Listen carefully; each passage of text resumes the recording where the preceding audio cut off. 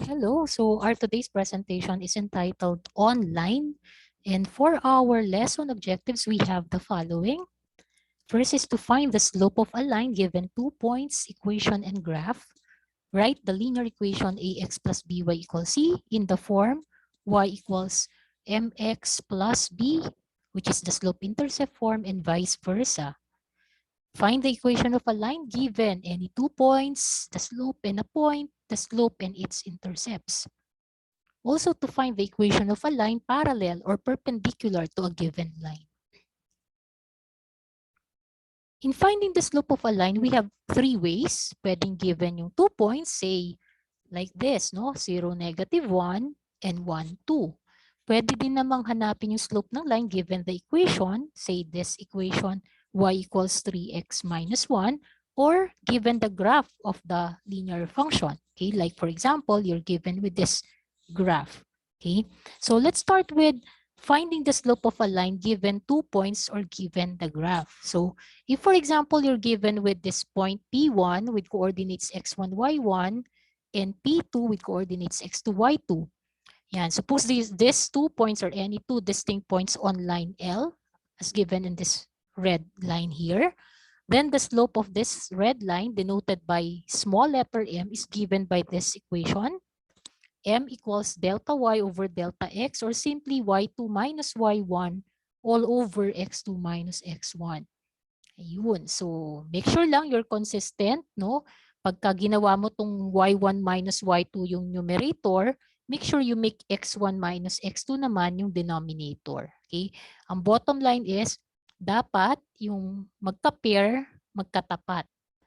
Tapos yung delta y or yung difference ng y, sila yung nasa taas. Okay, so ito yung magka-pair, ito yung magka-pair as given by these two ordered pairs.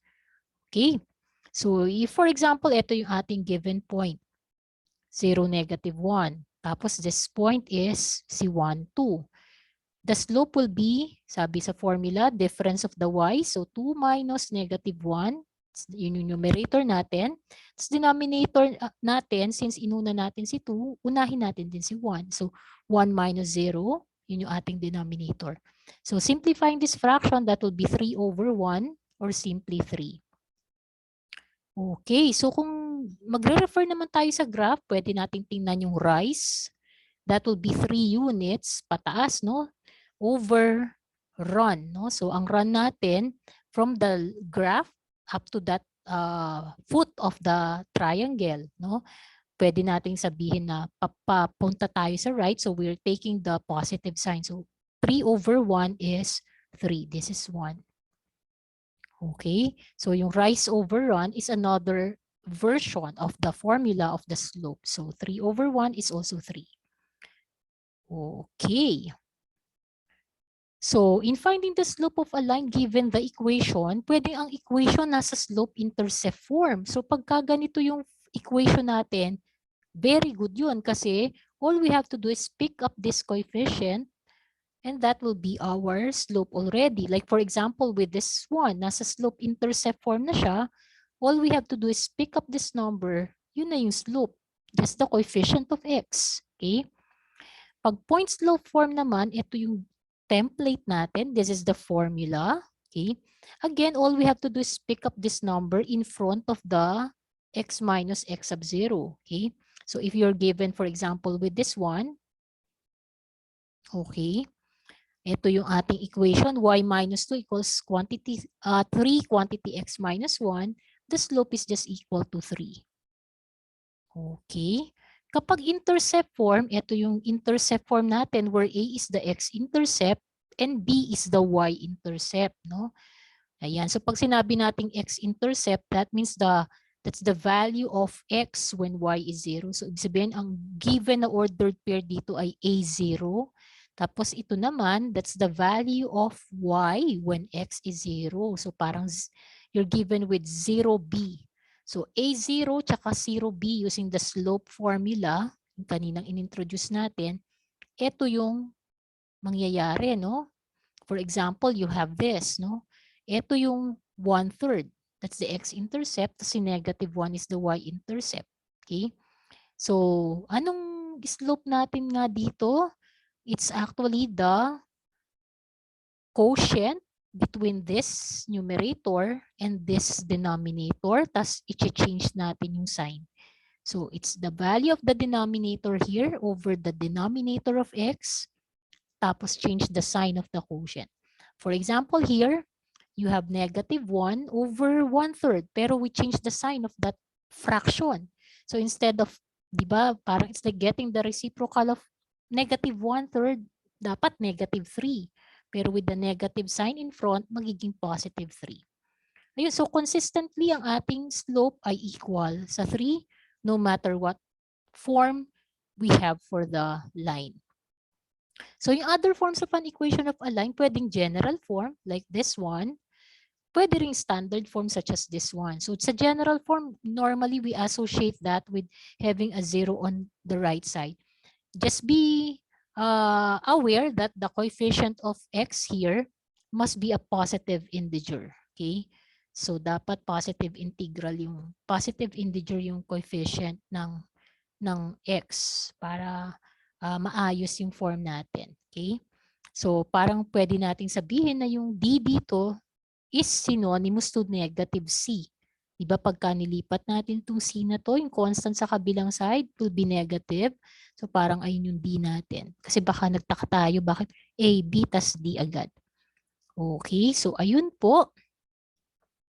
How do we find the slope given these two forms? Hindi siya masyadong ganun ka-obvious, pero if we transpose this two to the slope-intercept form, yung y equals mx plus b, we'll realize that slope is just equal to the negative of the fraction a over b. Meaning, i-divide natin yung coefficient ni x by the coefficient of y, tapos make the quotient negative or change the sign of the quotient. Okay, so what about the next part? Yan, ito yun. Yung parang states of matter, no? May solid, liquid, tsaka gaseous form.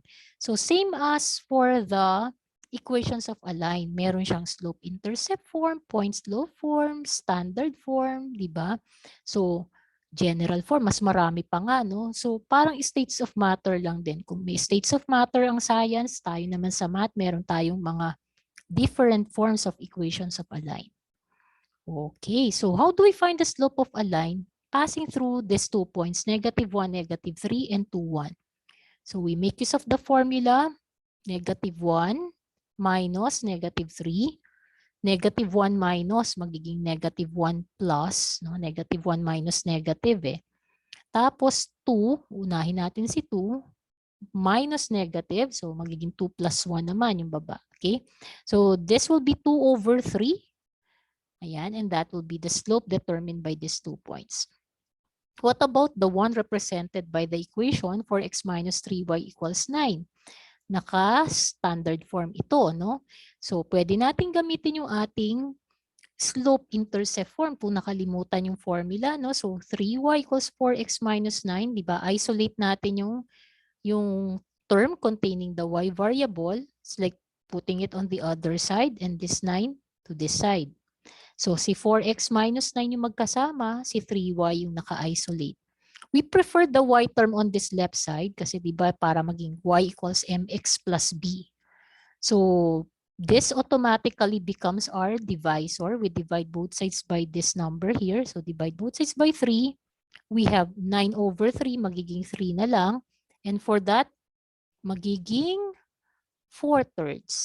And that is already of the form y equals mx plus b, where b is negative 3 and the slope m is equal to 4/3. Actually, you'll get the same answer if you divide 4 by negative 3 and then change the sign. You still have 4/3 for your slope. Ayan. Kaya sinasabi dito, if we make use of this formula, no, yung negative a, ito yung ating numerator, tapos denominator is negative 3, tas change the sign of the quotient, still will be getting 4/3. Okay. Now, how do we find the slope of the line given by the graph below? So, ito yung mga points natin. The easiest points to spot are the intercepts. No? So, this is the point 0, 3. And this other point here is 0. Okay.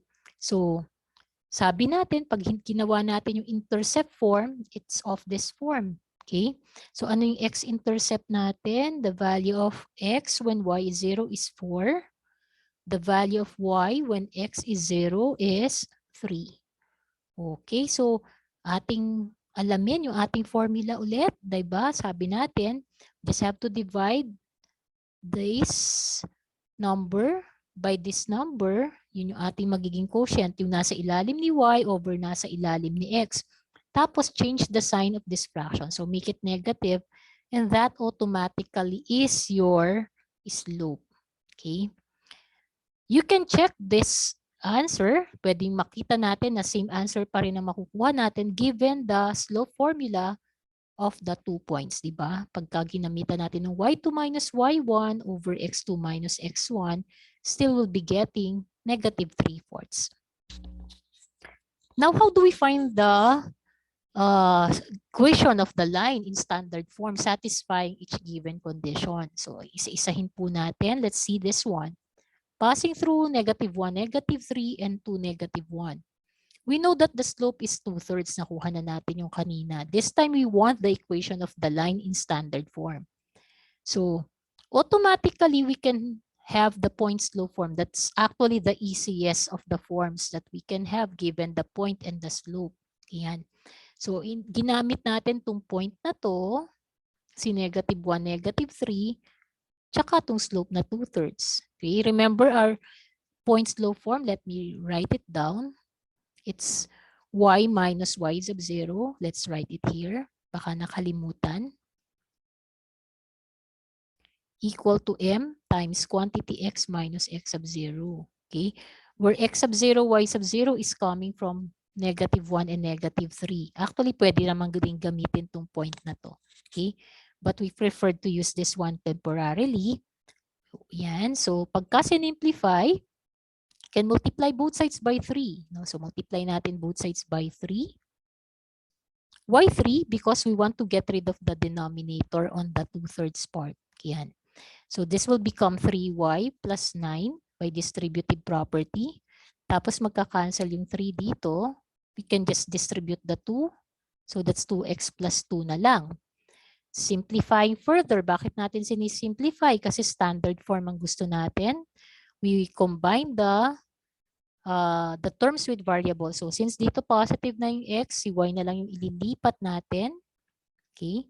Tapos ito, combined with the other constant, that will be 2x minus 3y equals 9 minus 2 or 7. Okay, so that's the standard form we are looking for.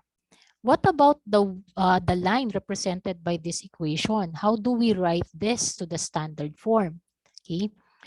Notice that we can multiply both sides by 12. Okay, so pag minultiply by 12, why 12? Kasi 12 is the least common multiple of 4 and 3. That way, we can get rid of the fraction or the denominator. Kasi di ba gusto natin positive integer yung coefficient ng x. Okay? So, this one, using the distributive property, using our algebra, magiging 3x plus 4y equals 12. There you go. Okay, now how do we find the equation of the line? In point slope form, slope intercept form, and general form. Okay. So the more obvious points, sabi natin, are the intercepts. So identifying this point, that will be 0, 4. And this point is -2, 0. So the slope is negative of 4 over -2, which is positive 2. By the way, we expect the slope to be positive kasi this is a rising line. Pataas po yung line natin. Let's get a laser pointer.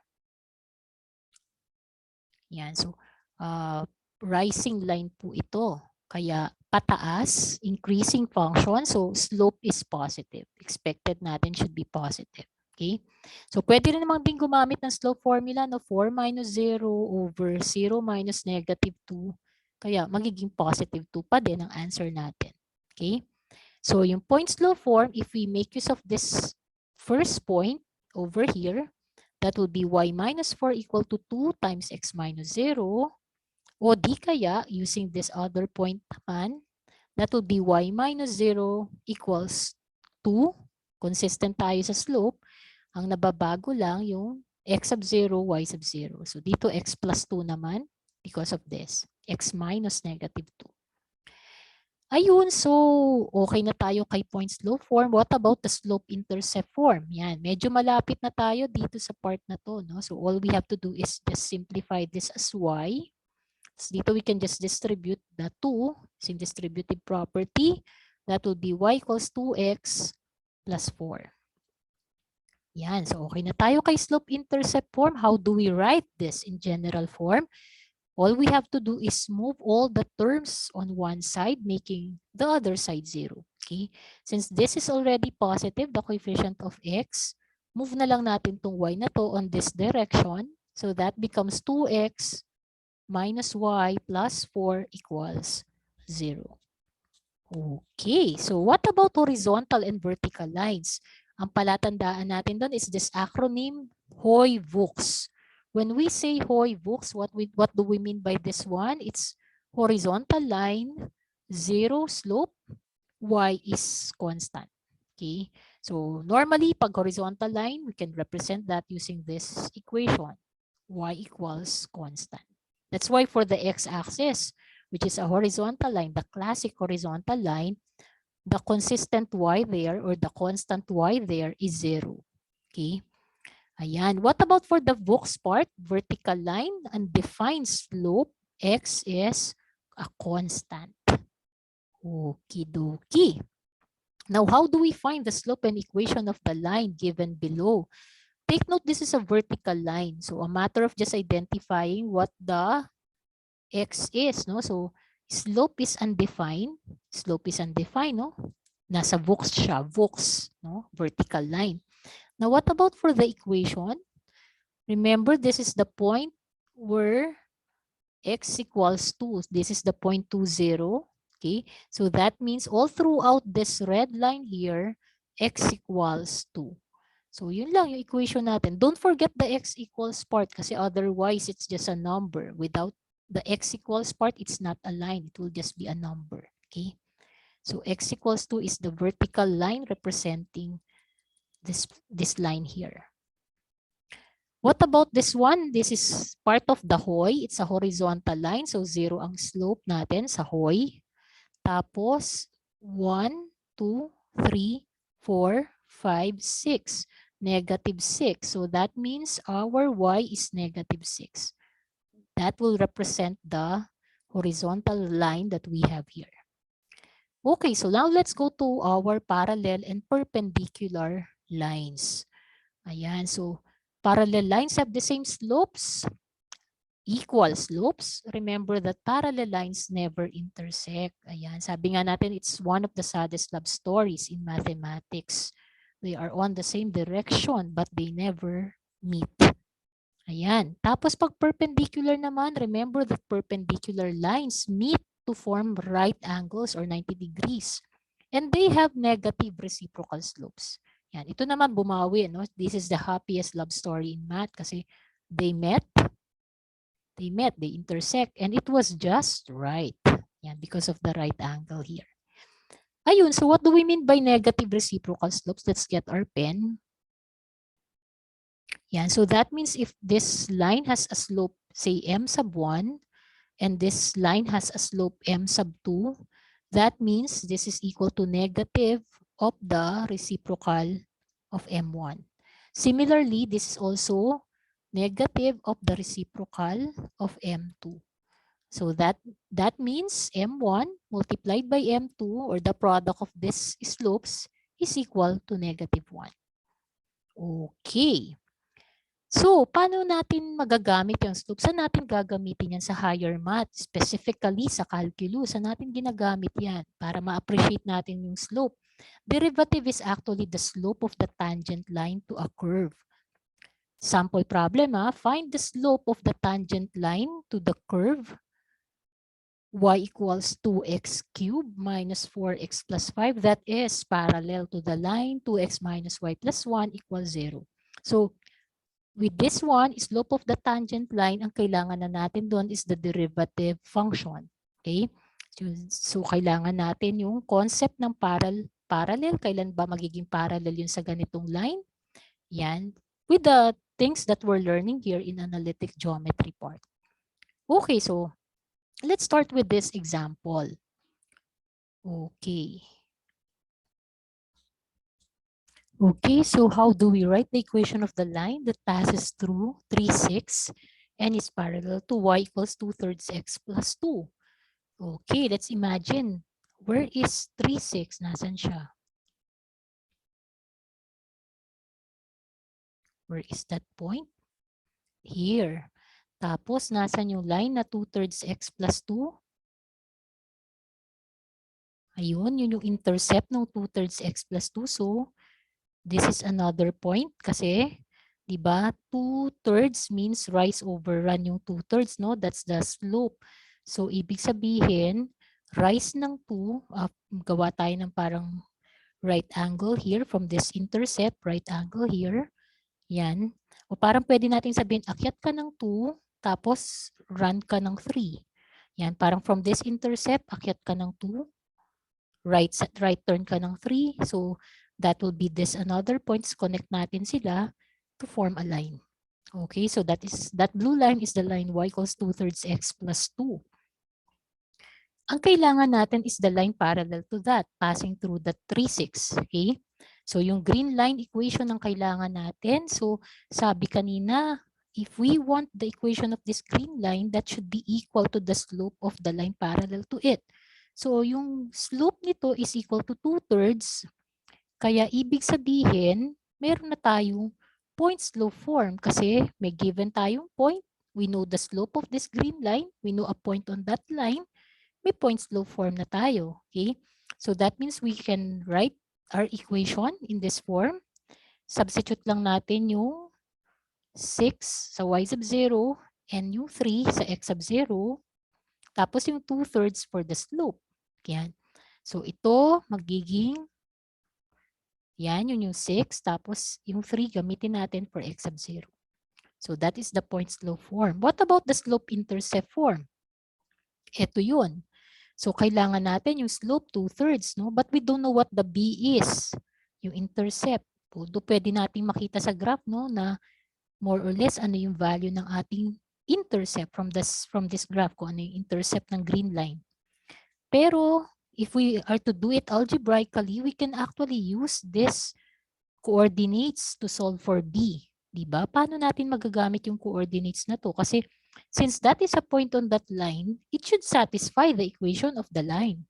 So that means when y is equal to 6, x is equal to 3. So isubstitute natin sila simultaneously. Y is equal to 6 when x is equal to 3.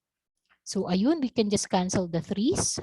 So we can now solve for b, which is 6 minus 2, so 4.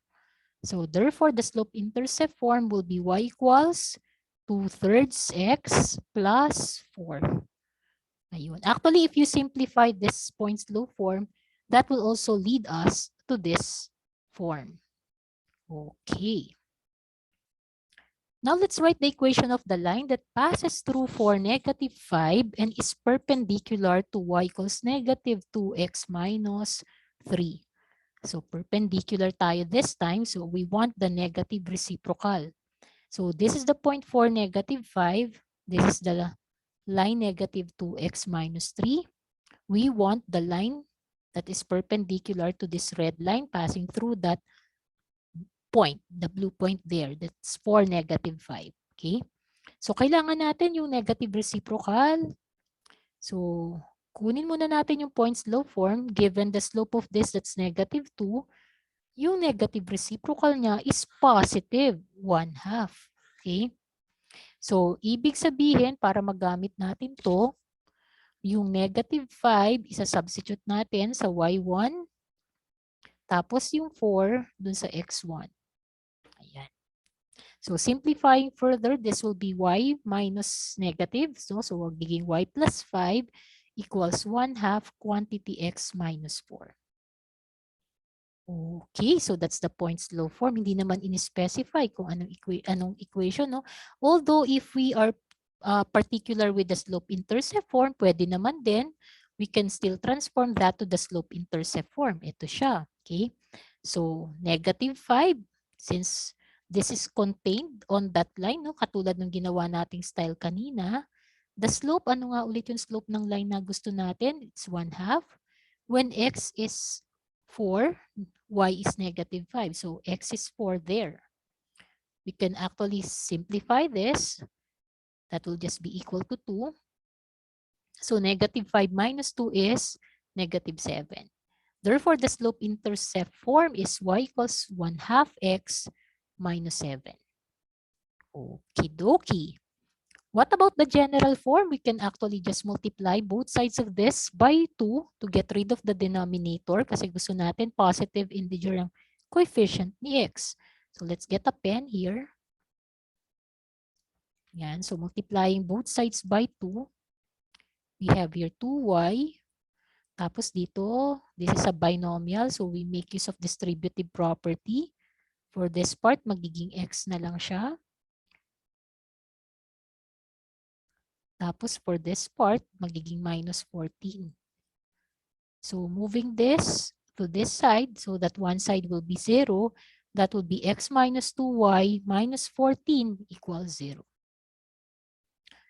Now let's write the equation of the line that passes through 6, -5 and is perpendicular to this equation. Okay, so this equation is not in the slope-intercept form, so we cannot readily get the slope right away, no? So ang gagawin natin is write this to the slope-intercept form para ma-pick up natin yung coefficient ng x, yun yung magiging slope.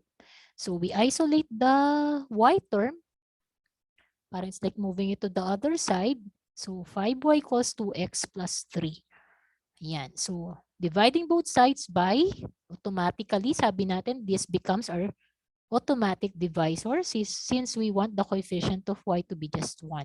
Okay?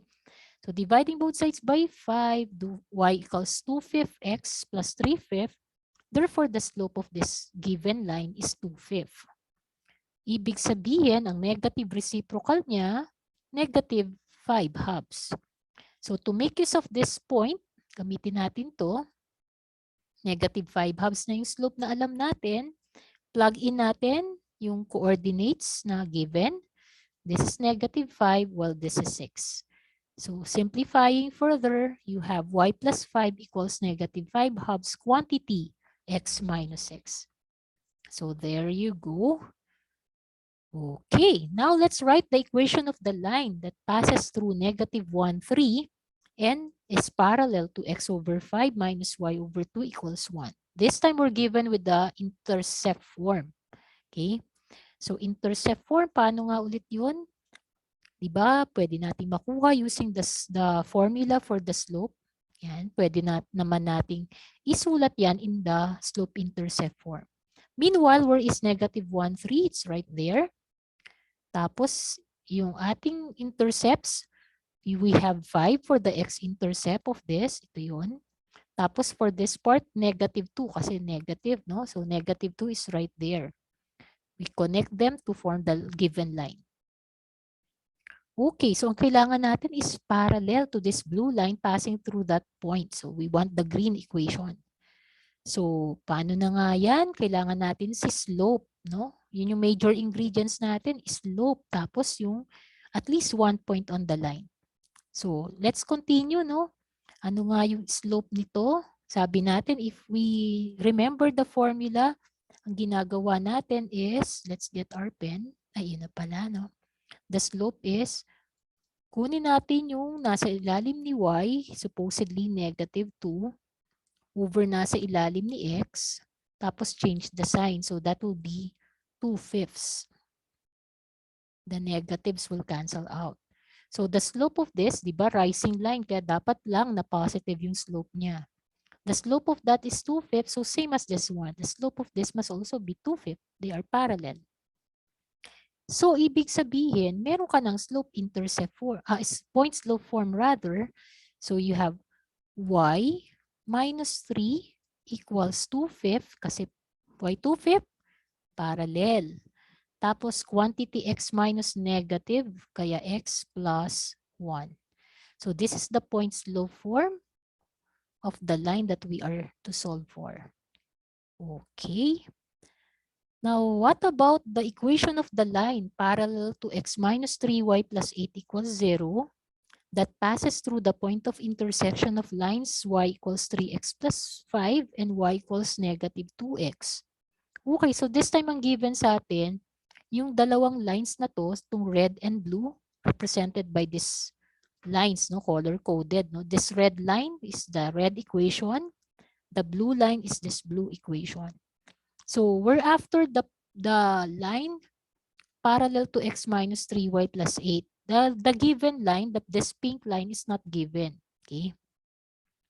So kung kukunin natin, let's just do the algebraic process. Kung kukunin natin yung slope niya, that means we have to write it in the form 3y equals x plus 8 first.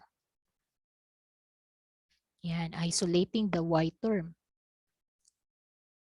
Okay.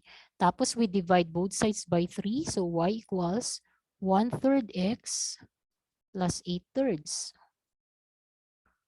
Ayan. So ibig sabihin, 1/3 yung ating slope. All we need to do, may slope na tayo, we can have our point slope form already. Kaya lang we don't have a point of intersection yet. The line that we're looking for should pass through the point of intersection.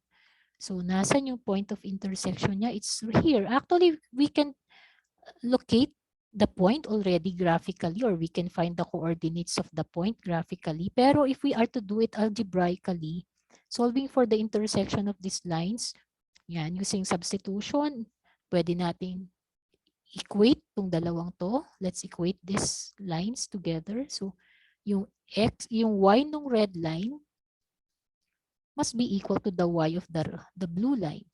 Okay? So moving the two constants, the two terms containing the variable x, we have 5x equals negative 5. So x equals negative 1. Okay? So may x coordinate na tayo nitong point na to, negative 1. What about its y coordinate? Pwede nating i-substitute to either of this, no? So i-substitute natin si negative 1 here. 2 times negative 1, negative 2 times negative 1, positive 2. Same as if we have here, negative 3 plus 5, still we get positive 2. So negative 1, 2 is this point of intersection we are looking for. Ayan. So ibig sabihin, i-substitute natin si 2 kay y sub 0, si negative 1 kay x sub 0. So let's do it here. Y minus 2 equals 1/3 quantity x minus negative 1 or x plus 1. And this is the equation we're looking for. Okay. So now we are ready. Hopefully, we are already ready for the time for questions. Beginning with question number 1, what is the equation of the line with slope negative 5 and intercept equal to 2/3?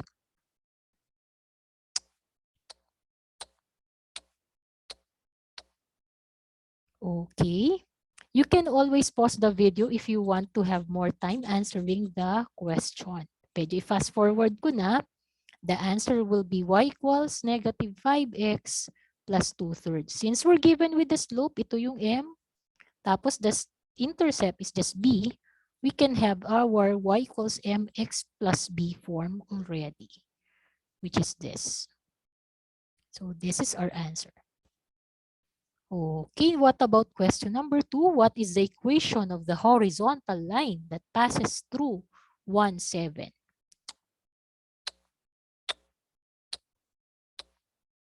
Okay, that should be very easy. And the answer is y equals 7. So, since this is just a horizontal line, di ba yun yung zero slope, sabi sa Hoy? Horizontal line, zero slope. But we don't need the slope. We want the equation. So, y equals constant. So, what constant are we picking up? This y here. Y is constantly equal to 7 for this horizontal line. What about for the slope of the line whose x-intercept is 6 and y-intercept is 2.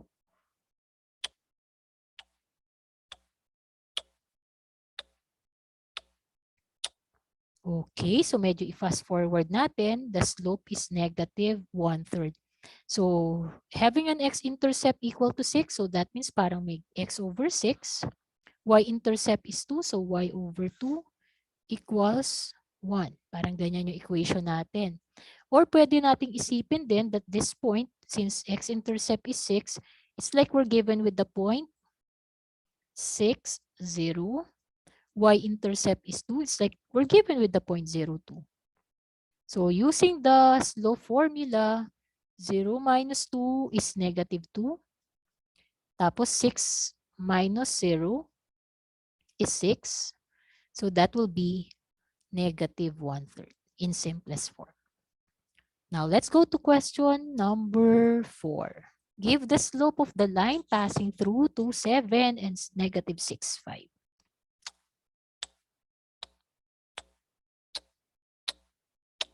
And the answer will be 1/4. So where did that 1/4 come from? 7 minus 5, that will be 2. Tapos 2 minus negative 6, that will be 8. Simplifying, that's just 1/4. Yan. Hope you got it correctly. That should be very easy for you. Now, what about question number 5? Give the equation of the line in slope-intercept form passing through to 7 and negative 6, 5.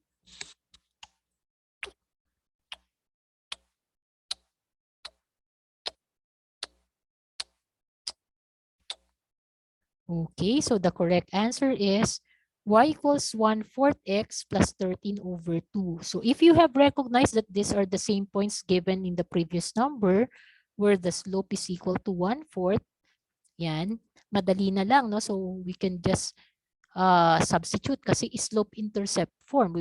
We are after the slope-intercept form. Okay? So ibig sabihin, yung y equals mx plus b ang kailangan natin. So when y is equal to 7, x is equal to 2. So 7, 1/4 yung slope daw, ano? So this is 2. We're solving for the b. So that will be, ayan, so our b means it's 7 minus 1/2. This is 14 over 2 minus 1/2. So b is 13 over 2. So ang ibig sabihin nito, ang ating form ay y equals 1/4 x plus 13 over 2. Okay, now what about question number 6? Find the equation of the line passing through the origin parallel to 12x minus 6y equals 5.